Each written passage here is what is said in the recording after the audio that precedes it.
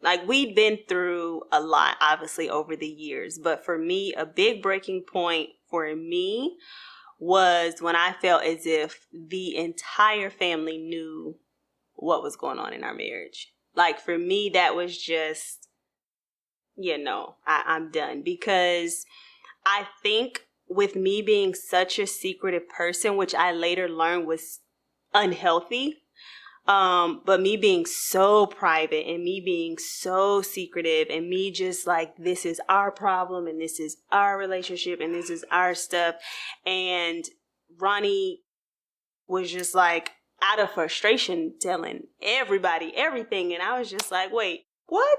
It was just a lot of shame, a lot of embarrassment. And I think for me, it was a breaking point, and I just couldn't do it anymore because the level of trust was just completely gone within our relationship. Yeah, I think it was a point of crying for help, because it's like at the most, I just needed help. I needed, something to where I can express, like, I was upset, I was frustrated because we weren't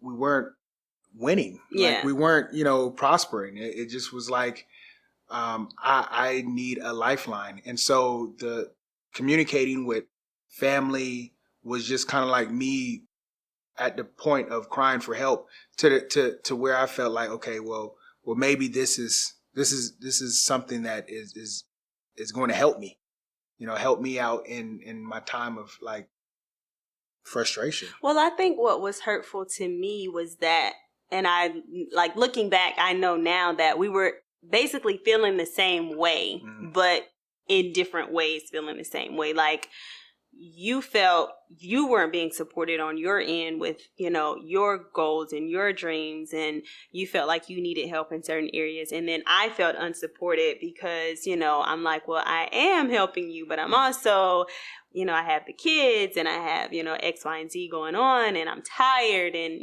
just, so I think we both felt the same way, but we didn't. When you're in it, like, you don't see it like that. Right. And we were in it, and I felt completely unsupported. Yeah. And you did as well. And I think it was just a matter of, like, a cry for help, almost, to the point to where it didn't matter who was, like, getting hurt in the process, because I know how I felt. I know that this has to be done if I'm going to even continue to, like, live life. Yeah. That's how serious it got. It got to a point where how I felt is how I felt, and how you felt was how you felt.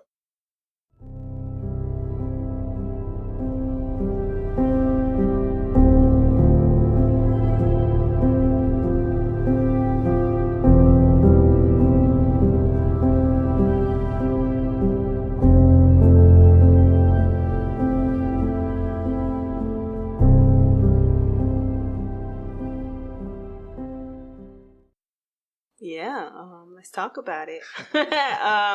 Filing for divorce. Well, there was a situation when Ronnie went down to Miami for a gig, a protection security job or whatever, and it was like, I don't know. It was a lack of communication. I thought something had happened that hadn't happened, and I called Ronnie and confronted him about it. She saw red. And yeah, I did. I saw red. And I don't know. It was just like, at that moment, I just felt like things had just been turned upside down. Like, we weren't communicating already. I felt like, we had tried the counseling thing here and there, and nothing was working, nothing was helping. And I think when he went to Miami, and this was like Christmas time, and it was just a lot, and I think it was just like, it got to a point where it was a chore and a task to even talk. Like, yeah. Like, it was just, I didn't want to, like the joys of talking to your wife, like that was null and void. It was just like, I feel like this is a matter of I have to communicate with her because she's my wife.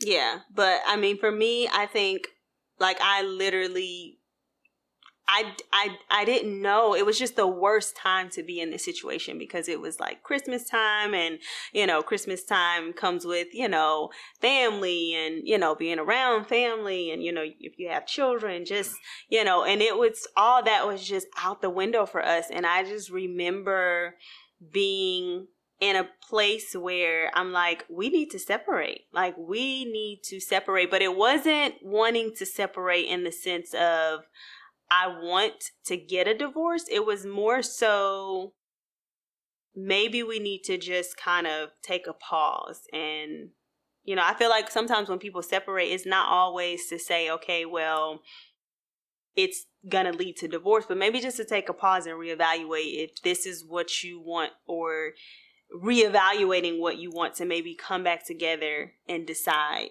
I think we, like, that was why I wanted to separate. For me, like I'm so like, oh, you throw that word out there, so okay, this is what you want, and it begins to become like, just really, I mean, a place of, oh, this is what you want, okay, well, I'm gonna prove that this is something that you asked for. You got me in my feelings.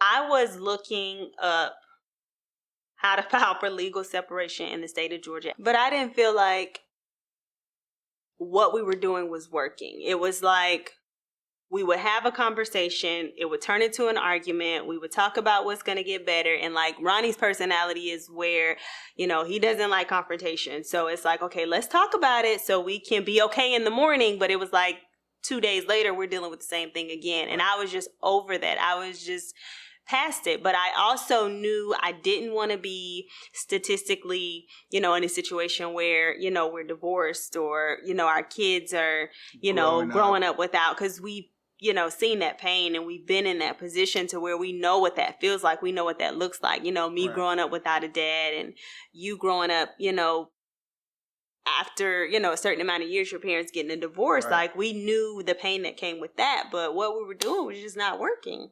I felt like I wanted so much, and I used to always say, hey, let's go to counseling, let's go to counseling, let's go to counseling. And Shay would be like, no, I don't want to. Because the fact that she was very private, and she didn't want to, open up.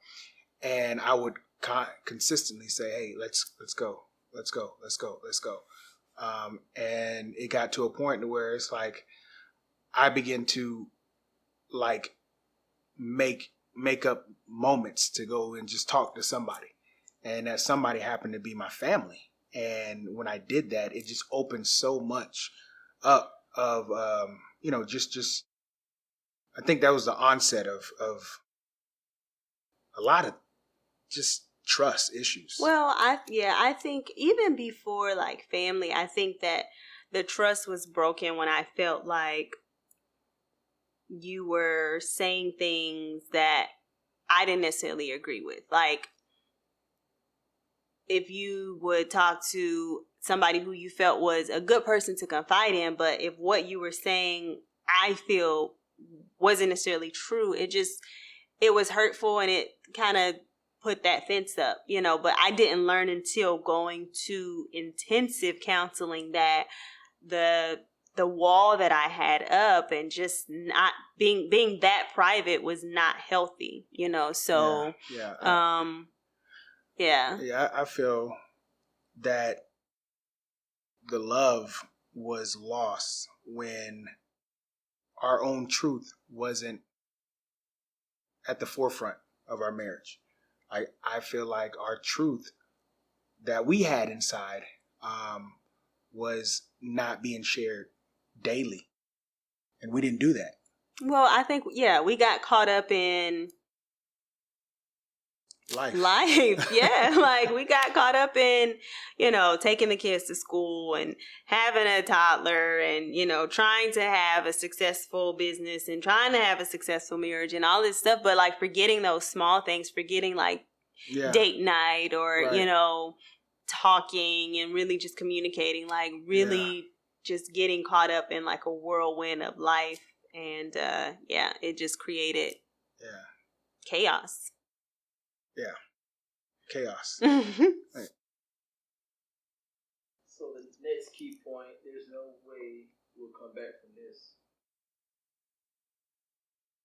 Well, for me, I felt, like December 2019. Yeah, I just felt like there was just the pain that I felt in that moment, like being in that place and never really feeling that before with Ronnie. Like it just made me feel like there's no turning back. Like it was just, I didn't know who he was anymore.